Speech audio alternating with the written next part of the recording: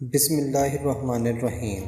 السلام علیکم دوستو، شروع کرتے ہیں اللہ کے بابرکت نام سے، جس کے قبضہ قدرت میں میری جان ہے اور وہ دلوں کے بھید خوب جانتا ہے، اور جس نے ہر ذی روح کو پیدا کیا اور اس دنیا میں ایک خاص مقصد کے لیے اس کی تخلیق کی۔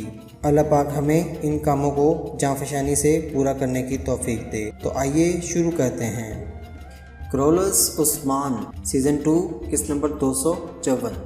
ناظرین، آپ نے اس سے پچھلی قسط میں دیکھا کہ ملہن خاتون قلعہ اناگول میں قید ہو جاتی ہیں اور توغائے عثمان کے پاس گورنر کو پیش کرنے اور ملہن کو چھوڑنے کے لیے کہتا ہے۔ اس قسط کے شروع میں دکھایا جاتا ہے توغائے عثمان سے کہتا ہے، کیا اب مجھے تم جانے نہیں دو گے عثمان؟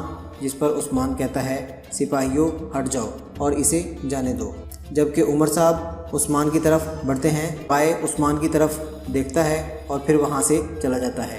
عمر صاحب آگے بڑھ کر عثمان سے کہتے ہیں، آپ اس کو مجھ پر چھوڑ دیتے، میں اس کے ٹکڑے ٹکڑے کر کے کتوں کو کھلا دیتا، آپ اسے کیسے جانے دے سکتے ہیں؟ پھر عثمان صاحب کہتے ہیں، عمر صاحب میں نہیں چاہتا بابا کی غلطی کی سزا ایک بیٹی کو ملے، آپ میرے خیمے میں تشریف لائیں، آپ سے کچھ کہنا ہے۔ یہ کہہ کر عثمان تیزی سے مرکزی خیمے کی طرف بڑھ جاتے ہیں اور اندر پہنچ کر عثمان کہتے ہیں، جارا حصار قلعے کے گورنر، تم زندگی میں پہلی بار کچھ اچھا کرنے جا رہے ہو۔ عثمان کے اشارہ کرنے پہ سپاہی گورنر حارث کو لے کر باہر چلے جاتے ہیں، جبکہ عمر صاحب اندر داخل ہوتے ہیں۔ عثمان صاحب سردار عمر صاحب کو کہتے ہیں، آپ خود کو اتنا عقل مند گردانتے ہوئے آپ اتنی بڑی غلطی کیسے کر سکتے ہیں اور اپنی بیٹی کو اکیلے قلعے کیسے بھیج سکتے ہیں؟ آپ ہمارے حالات نہیں جانتے کیا؟ اور عمر صاحب جواب دیتے ہیں، میں نے اپنی بیٹی کو بطور سفیر قلعے میں بھیجا ہے تاکہ توغائے کو سبق سکھایا جا سکے۔ اس پر عثمان برہم ہو کر کہتے ہیں، عمر صاحب آپ میرے علم میں لائے بغیر ایسا کیسے کر سکتے ہیں؟ تو عمر صاحب جواب دیتے ہیں، یہ آپ کہہ رہے ہیں عثمان صاحب، آج تک آپ نے کس کام میں اپنے ساتھ رکھا ہے؟ اگر آپ آج اس توغائے کتے کو مار دیتے تو میں یہ کرنے پہ مجبور نہ ہوتا۔ تو عثمان کہتے ہیں، عمر صاحب میں نے آپ کو حد میں رہنے کا کہا تھا اور آپ کو آخری بار کہہ رہا ہوں کہ کوئی بھی کام میرے علم میں لائے بغیر نہ کریں۔ عمر صاحب کہتے ہیں، تو فیصلہ کیا ہے عثمان صاحب، ابھی بتا دیں۔ عثمان کہتے ہیں، میں سرداران کو جمع کروں گا اور پھر اس پر کوئی فیصلہ کروں گا۔ اس کے بعد قلعے کے زندان خانے میں ملہن خاتون کو فرش پر پڑا بے جان دکھایا جاتا ہے اور ایک سپاہی ملہن خاتون کو زندان سے باہر کھڑا دیکھ رہا ہوتا ہے اور حیرانگی سے ملہن خاتون کو آواز دیتا ہے اور پریشان ہو جاتا ہے اور سوچنے لگ جاتا ہے کہیں یہ مر تو نہیں گئی، اور پھر زندان کا دروازہ کھول کر اندر جاتا ہے اور اس کے پاس کھڑا ہو کر کہتا ہے، اٹھ جاؤ خاتون اٹھ جاؤ، اور ملہن خاتون بے جان ہو کر وہیں لیٹی رہتی ہے۔ جس کو سپاہی پاس جا کر جھک کر اس ملہن خاتون کو سیدھا کرنے لگتا ہے تو اس پر ملہن خاتون فوراً سے اسی سپاہی کا خنجر لے کر اس کا کام تمام کر دیتی ہے۔ اس کے بعد وہ اس سپاہی کی تلوار اور خنجر لے کر وہاں سے باہر چلی جاتی ہے۔ اس کے بعد ملہن خاتون کا انتظار کرتے ہوئے علاجہ خاتون اور کچھ سپاہیوں کو انتظار کرتے دکھایا جاتا ہے، اور علاجہ خاتون کہتی ہے، اتنی دیر ہو گئی ہے ابھی تک کوئی خبر نہیں آئی، کچھ گڑبڑ تو نہیں ہے؟ پھر ادھر ادھر دیکھنے لگ جاتی ہے اور ایک سپاہی کو حکم دیتی ہے، تم قبیلے جاؤ اور سردار کو خبر کرو۔ اس پر سپاہی جیسے ہی وہاں سے ہٹنے لگتا ہے، اس کے ساتھ ایک درخت پر سنسناتا ہوا تیر پیوست ہو جاتا ہے اور وہ وہیں رک جاتا ہے، اور قلعے کے سپاہی اس جنگل میں ان سب کو ہر طرف سے گھیر لیتے ہیں اور سپاہی کہتے ہیں، ہتھیار ڈال دو۔ اس پر سب لوگ ادھر ادھر دیکھنے لگ جاتے ہیں اور اپنے ہتھیار ڈال دیتے ہیں۔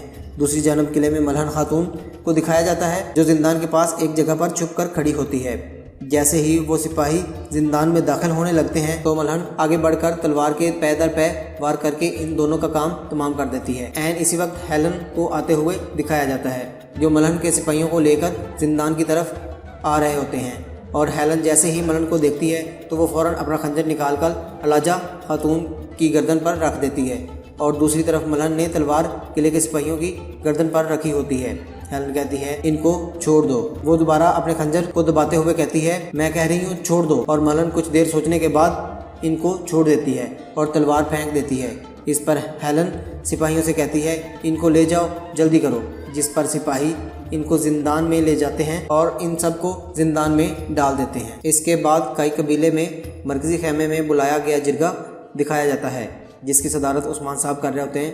گندوز کہتے ہیں ملہن خاتون کو قلعے میں اکیلا نہیں چھوڑا جا سکتا اور گورنر کو واپس کر کے ان کو چھڑوانا چاہیے، میری رائے یہ ہے۔ بامسی صاحب کہتے ہیں پہلے یہ تو جان لیں خاتون زندہ ہیں یا نہیں، پھر حالات و واقعات کے مطابق نیکولا کو قلعے سے نکال کر اور حملہ کر کے خاتون کو بچا سکتے ہیں گورنر کو واپس کیے بغیر۔ اس پر استاد داؤد کہتے ہیں عثمان صاحب نیکولا بھی یہی سوچتا ہوگا کہ خاتون کو واپس کیے بغیر گورنر کو واپس لایا جا سکے۔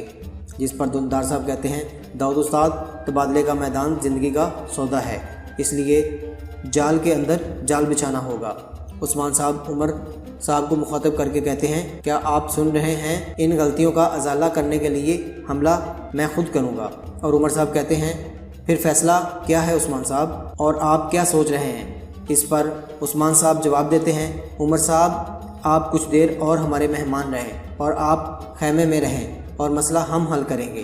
اس پر عمر صاحب کہتے ہیں آپ آرام کرنے کا وقت نہیں ہے، اب آرام کرنے کا وقت نہیں ہے، میں بھی تبادلے کے میدان میں آؤں گا۔ اس پر عثمان صاحب کہتے ہیں تم اس وقت اعتراض کرنے کی حالت میں نہیں ہو، اطاعت کرو، اطاعت۔ اس پر عمر صاحب اپنی نشست سے اٹھ کر کہتے ہیں وہ بیٹی میری ہے، میرا خون ہے، اور یہ تم کیسے کر سکتے ہو؟ اس پر عثمان کہتے ہیں یہ جلد آپ کو بھی پتہ چل جائے گا کہ کیسے کرنا ہے۔ اس پر گندوز بھی اپنی نشست سے اٹھنے کی کوشش کرتا ہے تو عثمان اس کو اپنے ہاتھ کے اشارے سے روک دیتے ہیں۔ جس پر عمر صاحب کہتے ہیں عثمان صاحب زور زبردستی کی دوستی دوستی نہیں ہوتی۔ جس پر عثمان صاحب کہتے ہیں دوست رہو، دوستی کرو عمر صاحب، اس کے بغیر تم خیر نہیں پاؤ گے۔ اس کے بعد عثمان زور سے سپاہیوں کو آواز لگاتے ہیں اور سپاہی اندر آ جاتے ہیں، جس پر وہ ان سے کہتے ہیں عمر صاحب کو ان کے خیمے میں لے جائیں۔ جس پر عمر صاحب بھی اپنا سر ہلاتے ہیں اور وہاں سے چلے جاتے ہیں۔ عثمان اس کے بعد کچھ سوچنے کے بعد کہتے ہیں بات ظاہر ہے کہ نیکولا بھی کھیل کھیلے گا اور میں بھی اپنا کھیل رچاؤں گا۔ میں پہلے سے جا کر تیاری کروں گا اور تبادلے کی جگہ پر سپاہیوں کے ساتھ جاؤں گا اور نیکولا کو اس کی خبر تک نہیں ہوگی، اور پھر دوسرے سپاہی پیچھے سے گورنر کو لائیں گے، اور اگر نیکولا نے کچھ کھیل کھیلا تو میں نکل کر اس کا سر تن سے جدا کر دوں گا۔ چلیں اب جلدی سے عمل کریں۔ جس پر سب لوگ کھڑے ہو جاتے ہیں۔ اس کے بعد قلعے میں ملہن اور اس کے ساتھیوں کو زندان میں بندہ دکھایا جاتا ہے اور بازنطینی سپاہی ان کے لیے کھانا لے آتے ہیں۔ اس کے فوراً بعد زندان میں توغائے آ جاتا ہے، جس کو دیکھ کر ملہن کا چہرہ غصے سے لال ہو جاتا ہے، اور یہ سب دیکھ کر ملہن کے سپاہی اپنے آپ کو چھڑانے کی کوشش کرنے لگ جاتے ہیں۔ جس پر ملہن کہتی ہے کتنی جانیں لے لی تم نے اور اب کیا چاہتے ہو توغائے؟ جس پر توغائے کہتا ہے میں تمہارے لیے کھانا لے کر آیا ہوں، اس کو کھا لو تاکہ تمہاری جان میں جان آئے اور خون میں خون پیدا ہو سکے۔ ملہن خاتون کہتی ہیں میں تم سے اس کا بدلہ ضرور لوں گی، یہ تم اچھی طرح سے جانتے ہو۔ اس پر توغائے کہتا ہے تمہاری آنکھیں بھی تلوار کی طرح تیز ہیں، اور اب پیٹ بھر کر کھانا کھا لیں تاکہ قبیلے واپسی پر طاقت اور توانائی بحال رہے۔ ملہن کہتی ہے میں تم جیسوں سے نہیں ڈرتی۔ توغائے کہتا ہے ڈر لڑکی، یہ بات مناسب نہیں، تمہاری بے باکی مجھے جرت بخشتی ہے۔ جس پر ملہن خاتون کہتی ہے جہنم میں جاؤ۔ جس پر توغائے کہتا ہے جہنم سے توغائے سانس لیتا ہے۔ توغائے کے جانے کے بعد لاجہ خاتون پوچھتی ہے اس منحوس انسان کی اصل نیت کیا ہے ملہن خاتون جواب دیتی ہیں دیکھ لیں گے لاجہ خاتون، دیکھ لیں گے۔ اور اس کے بعد عثمان کو پریشان ہو کر مرکزی خیمے میں ٹہلتے ہوئے دکھایا جاتا ہے، اور ساتھ ہی کھڑی بالا خاتون کہتی ہے میرے سردار آپ بہت ہی پریشان اور بے چین ہو رہے ہیں، خیر تو ہے نا؟ اس بے چینی کی وجہ کیا ہو سکتی ہے؟ اس پر عثمان صاحب جواب دیتے ہیں بے چین نہیں ہوں بالا، مجھے غصہ آ رہا ہے۔ بالا خاتون کہتی ہیں کیا اس کی وجہ ملہن خاتون کی قید ہے؟ جس پر عثمان صاحب ٹہلتے ہوئے رک جاتے ہیں اور ایک لمبی سانس لے کر بالا خاتون کی طرف دیکھتے ہیں اور کہتے ہیں میرا مقصد کیا ہے بتاؤ مجھے، جب سے کلوجہ حصار فتح کیا تب سے میں کیا کہہ رہا ہوں، میں نے ہمیشہ سے قلعہ اناگول پھر بھروسہ اور ریاست کا خواب شرمندہ تعبیر کرنے کا سوچ رہا ہوں، لیکن میرے دشمن کیا کر رہے ہیں؟ بالا کہتی ہے رکاوٹیں ڈال رہے ہیں اور اس فتح کو دور کر رہے ہیں، اور میرے دشمن یہ ضرور کریں گے۔ اچھا تو میرے دوست کیا کر رہے ہیں؟ اس پر بالا نظریں جھکا کر کہتی ہے آپ کا بوجھ بڑھا رہے ہیں، آپ کی فتح کو آپ سے دور کر رہے ہیں اور آپ کے خواب سے آپ کو دور کر رہے ہیں۔ اس لیے مجھے غصہ آ رہا ہے بالا۔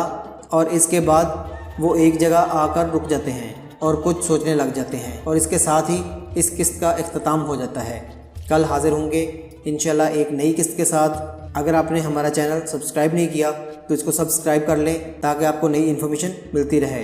اجازت دیں، اللہ حامی و ناصر۔